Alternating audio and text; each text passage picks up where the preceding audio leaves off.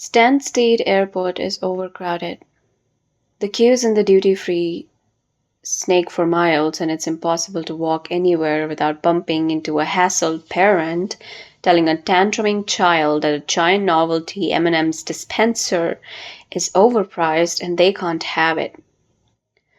Rosaline, Steve, Phil, and Callum are seated separately on the plane, but Rosaline is lucky enough to sit by a window. It's a bright day. Dublin spreads beneath her. They get a taxi to their hotel on Parnell Street, where the tram crawls by every few minutes and the old Georgian buildings have been demolished for office blocks and Tesco. There's a Chinese supermarket, a Nigerian supermarket, a Polish supermarket, a little. Half the pubs have rainbow flags hanging outside, and the street sweepers roar as they brush cigarette butts and Coke bottles around. The city is different. The light is different. The sun makes new shadows on the pavements. She takes them down O'Connell Street and points out to where Nelson's Pillar was. They don't know what Nelson's Pillar is, so she explains. Steve only has been to Ireland 3 times, once to meet her parents, and again when each of them died. Phil and Callum have not been there at all. They don't know nothing of it. No one in England does. They get the dart to Bray, past the cliffs and the gorse bushes. Phil gawks at the mansions and asks Rosaline if she knows which one Anya lives in, which she doesn't, but she's amused that this is the one bit of trivia her son seems to know about Ireland. Dublin Bay is wide and glistening, and even though she understands this to be objectively untrue, she is convinced that no other body of water in the world is so richly and so vividly, so deeply blue. They go to the cemetery. Her parents, Auntie Helen and Pauline, are buried there. She brings flower for each one and tells her family about how her Auntie Helen had been the kindest woman she knew, and her stepson, Stephen, who was very creative, became a makeup artist to the stars.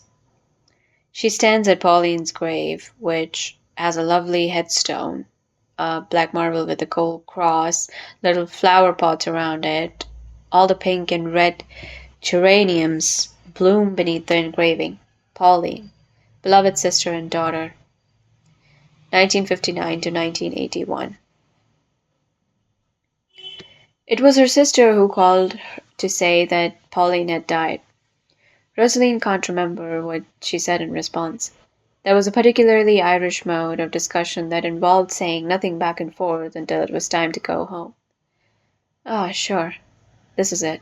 Grand's. It was one of those conversations. It was like they were talking about the weather.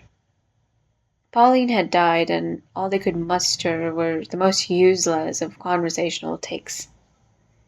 She stood in the hallway of her blocks of the flats responding to her sister's nothings with nothings of her own, until the lady from upstairs said, "Are you quite finished? I need to make a call," and Rosaline went back to her bedstead, alone, no longer sure where she was. She remembers smoothing the bed sheets. She remembers boiling the kettle to make this tea, which she didn't drink, and she stared at the tea for, an hour, saying to herself, "You have to drink the tea."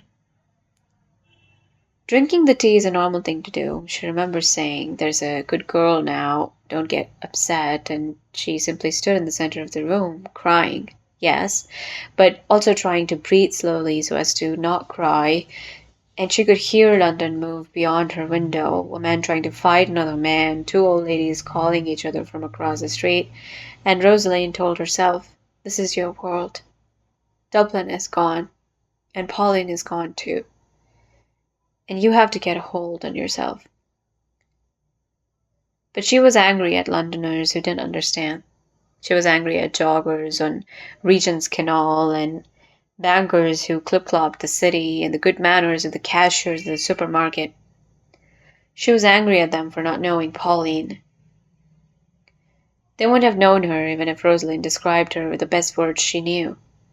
She decided then you couldn't bother to be a Londoner and a Dubliner at once.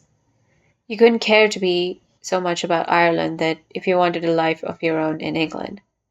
Still, a man from Hastings once told her that potatoes were so bad for your mind.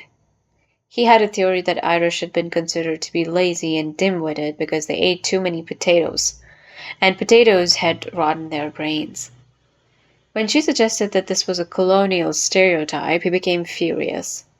Well, he snarled, we're all products of colonialism here, love. Doesn't make you special. And once someone at work changed her screensaver to leprechaun standing on a stack of potatoes, and her manager told her to learn how to take a joke. You couldn't allow yourself to be constantly hurt by the ignorance of people in Britain. You'd end up in a furious wreck. If you wanted to get along with people who believed in your country, had no history of its own, you had to forget your own history too. They leave the graveyard and decide to climb Brayhead. She used to bound up in great leaps, but now she has to keep stopping for breath. Leaning on Steve, draining the last drops from her water bottle. Still, she puts one foot after the other. She feels a terrible heat on her face and a wheezing in her lungs. Phil says, slow down. Steve says, let's stop. Callum says, go on without me, I need a fat break. But Rosaline keeps going on. She says nothing at all. It's very important that they reach the top. Why? She doesn't know why, it just is. Eventually they make it. She collapses on the ground beside a rock and takes 15 minutes to catch her breath.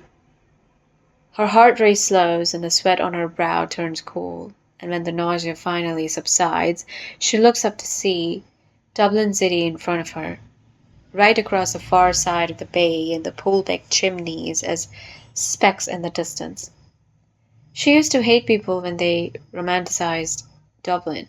She used to hate being told it was a magical home of poets and ponderers. She remembers that she had been cruel in that city. She had been 11 years old.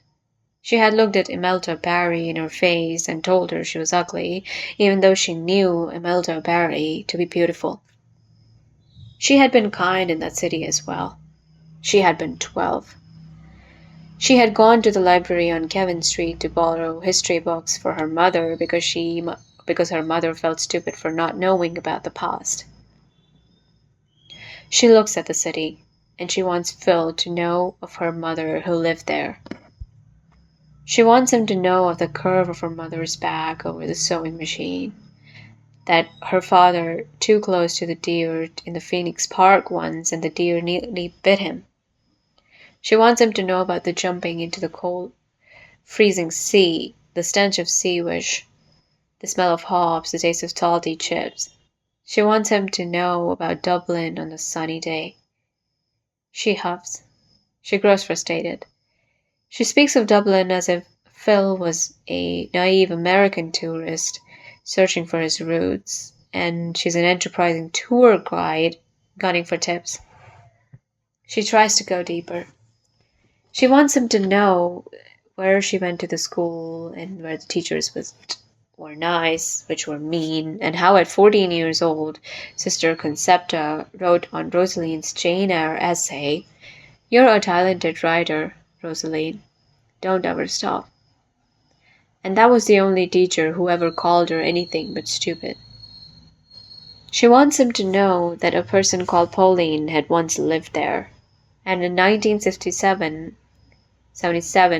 Pauline had said a poem in the pub, and for the only time in Rosaline's life, she felt part of something beyond herself. And then Rosaline left. And then Pauline died. There's a lot she wants to say. It's crazy to think she'll ever fit so many words through her mouth. She says, "Do you see the two chimneys? If you follow them back from the river, you get to a place called Rinsend. There used to be these tall, colorful houses there. Maybe they still are. Anyway, they were all turned into flats. People used to call them Legoland flats because of the bright colors. I knew someone who lived in one. Her name was Pauline, and she was a poet, and she died young. She said in her poems in the pub once. Phil looks out in the direction where she's pointing, as if he squints hard enough he'll see Pauline herself, towering to the left of the Poolbeck chimneys, clearing her throat and calming her nerves, poised to finally speak up in the smoke-choked pub. "I wish I could have heard her," says Phil. Rosaline smiles then, and looks out at the city, and finds that this is enough. She doesn't have to say everything all at once.